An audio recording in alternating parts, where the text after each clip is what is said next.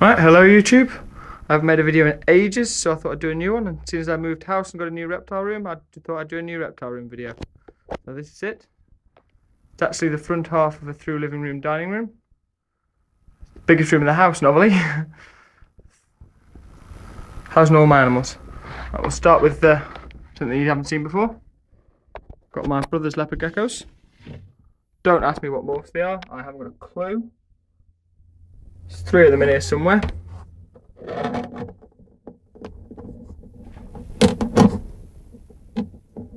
They're quite cute, but really not my thing. Now I can't get the lid back down. I think it's in here. Oh, it's hiding down there. As I say, quite cute, but not really my thing at all. Next along the top, we've got the ball python. It was in this cage the last time and is in dire need of a new cage. Just a normal. Quite a decent size now.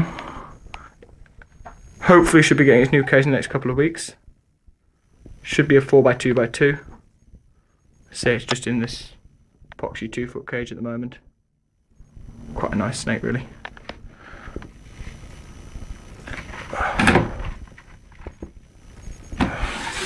Next one, I've got my brother's ball python. It's actually a sister to the other one. It's another normal. Never find it in here.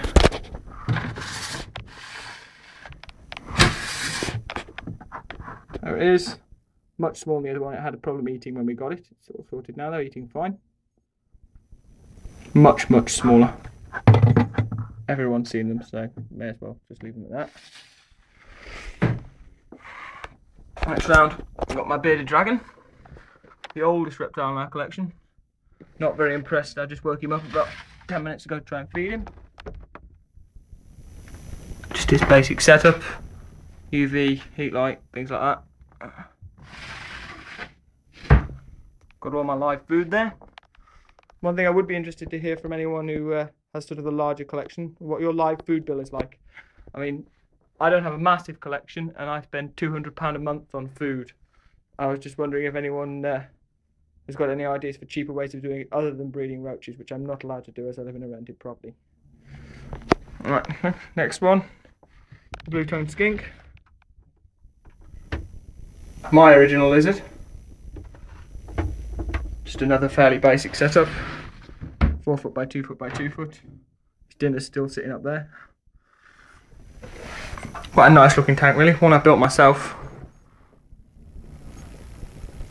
Good size for him though. Below him we've got boa constrictor. Got a lot bigger since the last time we saw it. Again, I built this tank. Nice and big. 4-foot by 3-foot by 2-foot. Hopefully it'll last the whole life. If not, we'll be going for a 6x2x2. As I say, with it being male, we're kind of hoping that this will last it its whole life. Just shade over 4 foot now. At 2 years old, it's not a huge snake for its age. Big water dish down the bottom that it never uses in a couple of climbing branches. So it spends 99% of its time in its hide. Typical snake. Bit misted up. Next round we've got the corn snake. Fairly decent sized snake this.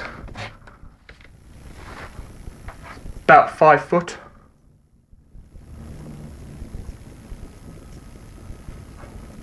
It's another 5-foot cage. Quite narrow though. Serves its purpose though. Mounted on the wall just to try and save some space.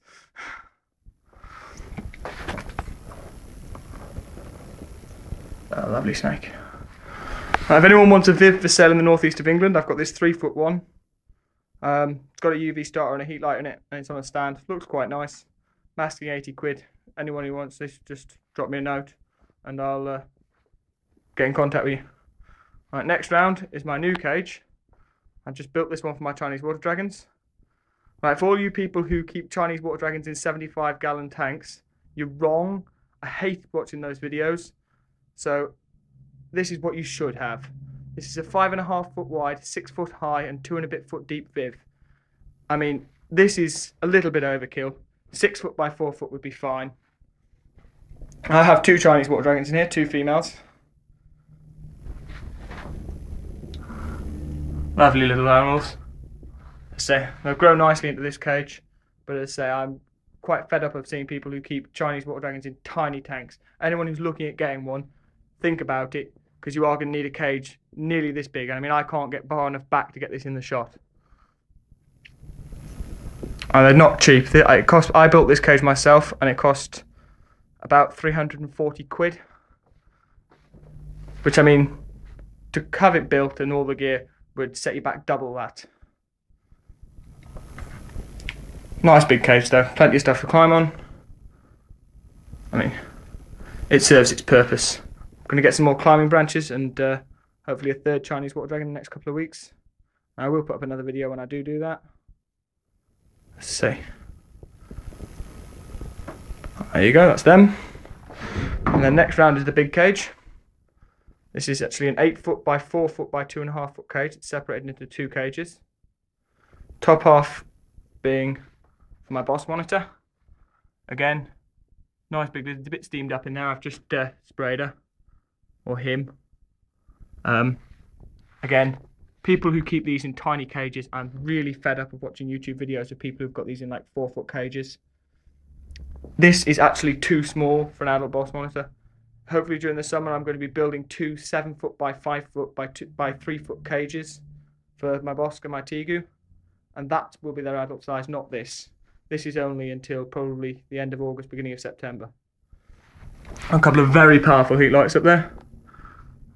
Let's say it's quite a nice cage this. I actually picked this cage up very cheap and I've modified it for them. Anyone who recognises it from my old video, there did all used to be 1 cage for my Tegu, but he didn't use the height. So I converted it into 2. So underneath him, my Tegu, he has actually pretty much outgrown this cage, so I do need to get on and build the new cage. I mean, these 2 setups are very sparse, because if you put anything in them, they just trash them, so they do look a bit boring. But they are what they need, and as I say, hopefully during the summer I will be building much, much bigger cages. There he is.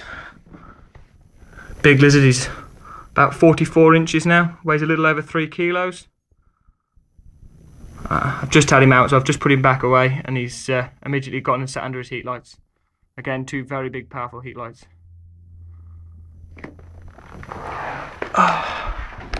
See if I can get the cage all in one shot.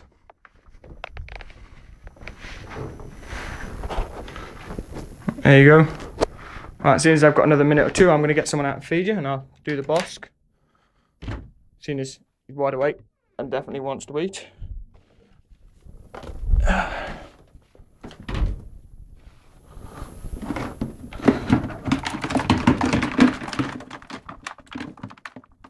Right. Adult locust.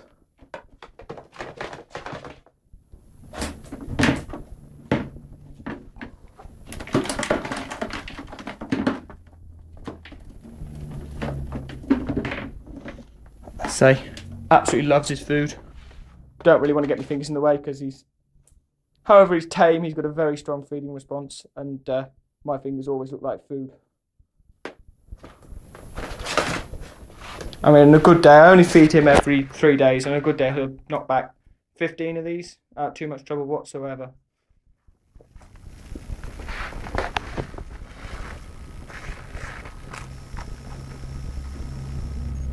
And he doesn't half love them. Oh, and before I forget, I said I would do a shout out for Jelly Reptiles, fellow British keeper. You should definitely check out his vids. I will put up his link in the description if I can figure out how the hell you do it. And you should definitely check out his vids. See what I mean about having a fairly strong feeding response. I haven't fed him as much as he usually does, so he still thinks there's food coming. There you go, another quick look around my reptile room.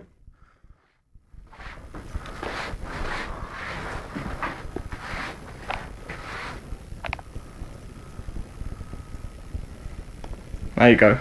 Right, thanks for watching. I will put up another video in the next couple of days. Hopefully I'm going to do an in-depth video on that tank. Just depends whether I get time or not. Right, thank you, bye.